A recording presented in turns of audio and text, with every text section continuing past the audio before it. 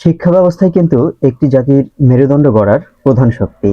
কিন্তু বাংলাদেশে আজ সেই শিক্ষা ব্যবস্থাই যেন ধীরে ধীরে ভেঙে পড়ছে। প্রশ্ন হলো, আমরা কি সত্যি শিক্ষিত জাতি করছি, নাকি শুধুমাত্র সার্টিফিকেটধারী মানুষ তৈরি করছি? দেশের অনেক স্কুলে এখনো নেই পর্যাপ্ত শিক্ষক। একজন শিক্ষককে একাই নিতে হয় কয়েকটি ক্লাস। শিক্ষার্থীরা জ্ঞান অর্জনের জন্য নয়, শুধু পরীক্ষায় পাশ করার জন্য পড়ছে। মুখস্থ বিদ্যার চাপে প্রতিদিন হারিয়ে যাচ্ছে সৃজনশীলতা। আজ শিক্ষা ব্যবস্থা যেন ব্যবসায় পরিণত হয়েছে। স্কুলে পড়ার পরেও শিক্ষার্থীদের ছুটতে হয় কোচিং সেন্টারে। প্রাইভেট ছাড়া ভালো ফল করা কঠিন, এমন ধারণা সমাজে কঠিন বিস্তার লাভ করেছে। অভিভাবকেরা মাসের বড় অংশের আয় ব্যয় করেন সন্তানদের পড়াশোনার জন্য।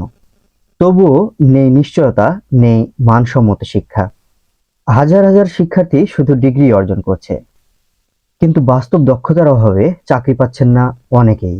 শিক্ষা প্রতিষ্ঠানগুলো শুধুমাত্র বইয়ের পড়া শেখাচ্ছে, কিন্তু শেখাতে পারছেন না বাস্তব জীবন সম্পর্কে।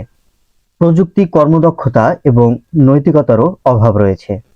ফলে ডিগ্রি আছে কিন্তু কাজ নেই, স্বপ্ন আছে কিন্তু পথ নেই। সবচেয়ে ভয়ঙ্কর বিষয় হলো প্রশ্ন ফাঁস, নকল এবং দুর্নীতি। যেখানে মেধার মূল্য কমে যায়, সেখানে জাতির ভবিষ্যৎ হয়ে পড়ে অন্ধকার। যে ছাত্র পরিশ্রম করে সে হয় হতাশ, আর অসৎ পথ বেছে নেওয়া মানুষ এগিয়ে যায়। তবুও আশা আছে, যদি আমরা চাই তাহলে শিক্ষা ব্যবস্থাকে বদলানো সম্ভব। প্রয়োজন দক্ষ শিক্ষক, আধুনিক পাঠ্যক্রম, প্রযুক্তি নির্ভর শিক্ষা, মুখস্থ বিদ্যার বদলে বাস্তব ভিত্তিক শেখানো এবং দুর্নীতিমুক্ত পরীক্ষা ব্যবস্থা। শিক্ষাকে ব্যবসা নয়, জাতি গড়ার হাতিয়ার হিসেবে দেখতে হবে।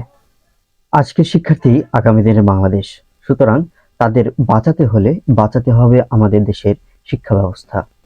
মনে রাখতে হবে, শিক্ষা বাঁচলে দেশ বাঁচবে। একসময় শিক্ষক ছিলেন জাতি গড়ার কারিগর। শিক্ষক মানেই ছিল সম্মান, দায়িত্ব আর আদর্শের প্রতীক।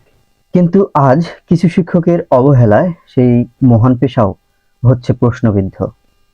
অনেক শিক্ষা প্রতিষ্ঠানে দেখা যায় ক্লাসের সময় ঠিক মতো পাঠদান না করে মোবাইলে ব্যস্ত থাকা, সোশ্যাল মিডিয়ায় রিলস বা ভিডিও দেখা এবং সময় নষ্ট করা। শিক্ষার্থীরা ক্লাসে বসে থাকে কিন্তু শেখার পরিবেশ পায় না। কেউ কেউ শুধু উপস্থিতি দিয়ে দায়িত্ব শেষ মনে করেন। ক্লাসে পড়ানো হয় না ঠিক মতো, কিন্তু প্রাইভেটের জন্য চাপ দেওয়া হয়। এভাবে যখন শিক্ষক তার নিজ দায়িত্ব ভুলে যান, তখন শিক্ষার্থীরা অন্ধকারে ঢলে পড়েন। শিক্ষা একদিনে ধ্বংস হয় না, শিক্ষা ধ্বংস হয় দিনে দিনে দায়িত্বহীনতার কারণে। আমরা সব শিক্ষককেই দোষ দিচ্ছি না।